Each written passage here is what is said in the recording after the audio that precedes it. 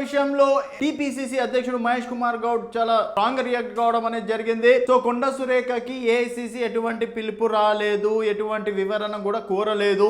ఇది just social media సృష్టి. So Konda Surekha గారు ఆమె మంత్రి పదవిలో చాలా సక్సెస్ఫుల్గా కొనసాగుతారు.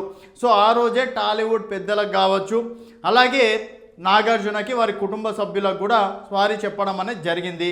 దయచేసి ఇంకోసారి ఎవరైతే రాజకీయాలు చేస్తారో వారిపైన సీరియస్ యాక్షన్ తీసుకుంటా అని చెప్పేసి కూడా అటు కొంతమంది టాలీవుడ్ వర్గీయులకు, అలాగే కొంతమంది సోషల్ మీడియాలో వివిధ రకాలుగా ట్రోల్స్ చేసిన వారికి గట్టిగా వార్నింగ్ ఇవ్వడం అనేది కూడా జరిగింది.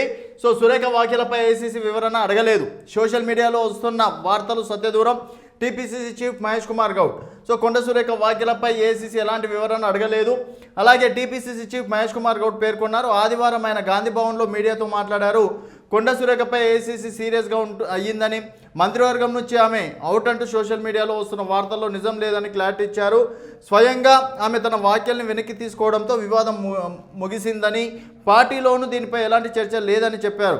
ప్రతిపక్ష పార్టీకి అనుకూలంగా ఉండే సోషల్ మీడియా కావాలని బురద జల్లే ప్రయత్నం చేస్తుందని, ఇప్పటికైనా ఆ పద్ధతి మానుకోవాలని సూచించారు. స్థానిక ఎలక్షన్స్ నేపథ్యంలో కాంగ్రెస్ కార్యకర్తలు అలర్ట్గా ఉండాలని చెప్పేసి, తర్వాత హర్యానాలో రాబోయే రోజుల్లో దేశమంతా కాంగ్రెస్ జెండా ఎగరడం, రాహుల్ పీఎం కావడం అని ఖాయమని సో ఆయన ఏదో చెప్పారు. బట్ ఇక్కడ ఒక రకంగా చూసుకున్నట్టయితే కొండ సురేఖకి ఇక్కడ కాంగ్రెస్ పార్టీ నేతలు సపోర్ట్ చేయడం అనేది చాలా గ్రేట్ అని చెప్పేసి చెప్పుకోవచ్చు. ఎందుకంటే కాంగ్రెస్ పార్టీలో ఇంత జరిగినా అది పెద్ద భూతద్దంలాగా ఇంత పెద్దగా కనిపిస్తుంటుంది. బట్ కొండ సురేఖ విషయంలో మంత్రులు కావచ్చు, తర్వాత బీసీ మంత్రులు, అలాగే టీపీసీసీ అధ్యక్షుడు కూడా తను స్వయంగా అండగా ఉండడం, అలాగే టీపీసీసీలో కూడా ఎటువంటి చర్చ జరగలేదు. కేవలం ఇది సోషల్ మీడియా సృష్టి.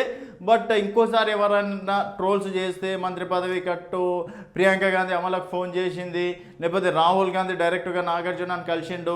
అలాగే ఇప్పటికీ దీనిపైన ఇంకోటి ఏంటంటే నాగార్జున ఆల్రెడీ కోర్టులో కేసు వేయడం అనేది జరిగింది. ఈరోజు నాంపల్లి కోర్టులో కూడా దీనిపైన వివరణ కోరుతున్నారు. సో దానిపైన కూడా వాళ్ళు కాంప్రమైజ్ అయినట్టు కూడా తెలుస్తుంది. సో కొండ సురేఖ జోలికి మాత్రం ఎవ్వరు కూడా రావద్దు, అండ్ ఇది ఎక్కడ కూడా చర్చ జరగట్లేదు.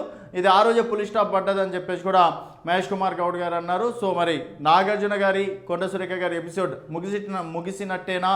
తర్వాత మరి కోర్టులో కేసు చేశారు, మరికొన్ని చిక్కులు ఏమన్నా ఫ్యూచర్లో ఎదురవుతాయి అనేది వేచి చూడాల్సిన విషయం. చూస్తూనే ఉండండి తెలంగాణ వెలుగు.